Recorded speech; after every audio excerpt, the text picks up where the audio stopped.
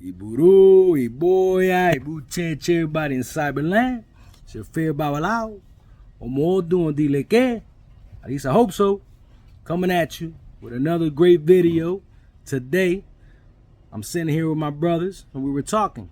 And I was reminded that I didn't finish my Meji series, just like a couple other series. So I said, okay, I'll jump on one of the Meji series while they're here, right? And we can just kind of talk and get after it.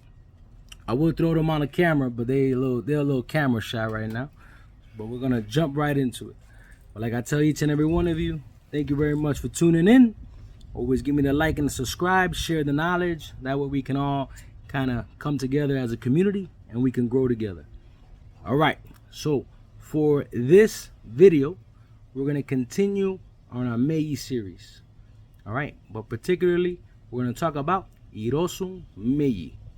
And what is Irosun Meji, right? And what's the purpose of Irosun Meji? And what does Irosun Meji remind us of in our lives, right? Everything comes full circle, right? Nature, humans, animals. We got to see what is the nature of Irosun Meji. In Irosun Meji, we begin to kind of see where life and death begin to kind of meet in the middle, right? That's why in Irosun Meji, it talks a lot about the aspects of the funeral homes. It talks a lot about the aspects of different type of rituals that we do. It's particularly one that's called an itutu.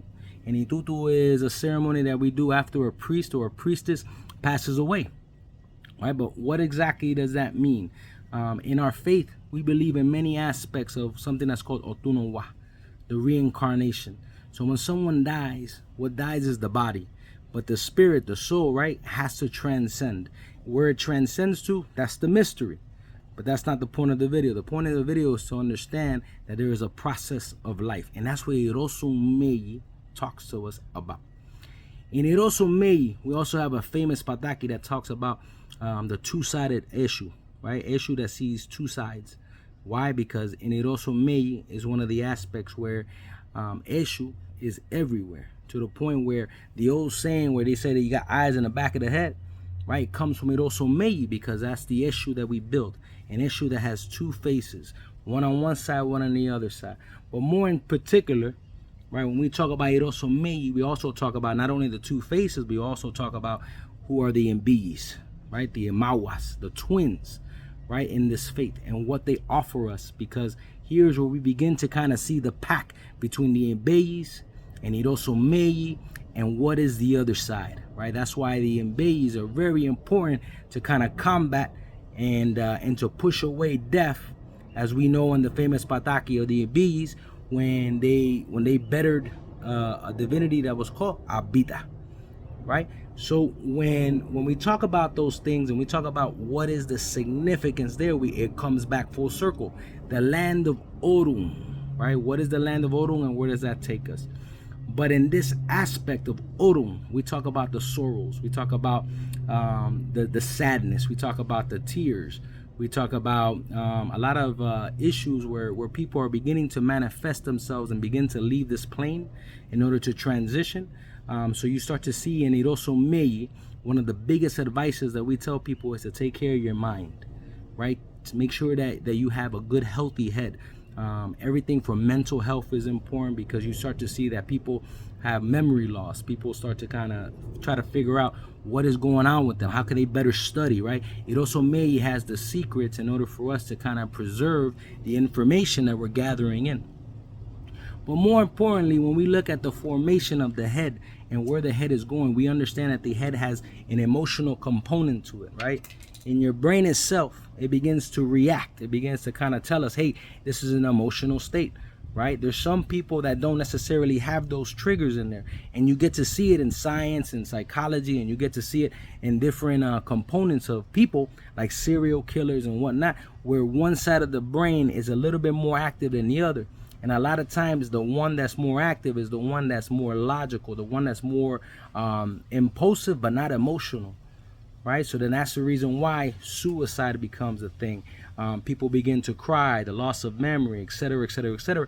All comes from Irosun Meji, right? So then when we look at Irosun Meji, we also got to look at the aspects of fire, right? Because in fire, we understand that a lot of things are born through the flames. We talk about mystical animals and it also Meji, like the phoenix. When the phoenix burns, it lifts back up because everything that dies has to come back to life. Something will always come back to life at the moment of death, right? Because that is the reason why in our faith we believe very heavily on the river, right? Because the river does two things. The river we allow to take our sorrows away, but it also is a new beginning in our faith. So we look at the aspects of what is death and what is life in Irosun Meji. But also in Irosun Meji, we go back to what exactly are we introducing to our lives. Now that we kind of understand some of the psychology of it, we understand that there's a lot of aspects of different Orishas like the Mejis. There's a different aspects of different Orishas like Olokun, right? Irosun Meji is another main reason why we give the Mejis along with Olokun, or we give the Mejis later on in life after someone receives Olokun. There's going to be moments where we will issue the Mejis before we give Olokun, but those are rare occasions. But those aspects live here. Those aspects live here, and this is the reason why we do the things that we do. In Irosun Meji, this is an aspect where we say, because everything ends and starts at the river, you got to reinforce your Ochun.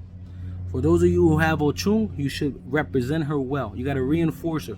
If you have, if you're crowned, then you should go to your godparent, go to an Oba, get the advice needed to reinforce your Ochun properly. Additionally, you also want to see in this Odun the 5 different types, right, of yellow cloths that you put to Ochun.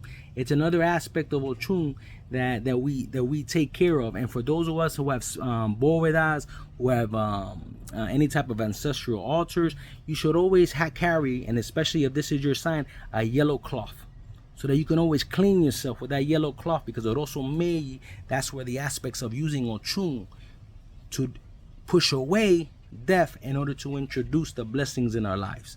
That's one of the big things there. Additionally, we also look at, when we talk about the Odu of Fire, right? I want to make sure that we understand what exactly, when we talk about fire, we're talking about the virtue of something that's called Awa Olofin. Okay, Awa Olofin is an aspect, ultimately at the end of the day, that is the governor of our faith. Awa Olofin is someone that manages all spiritual houses. Awa Olofin is someone that in the bóveda that you represent in that center cup, the spirituality in Irosun Meji is great.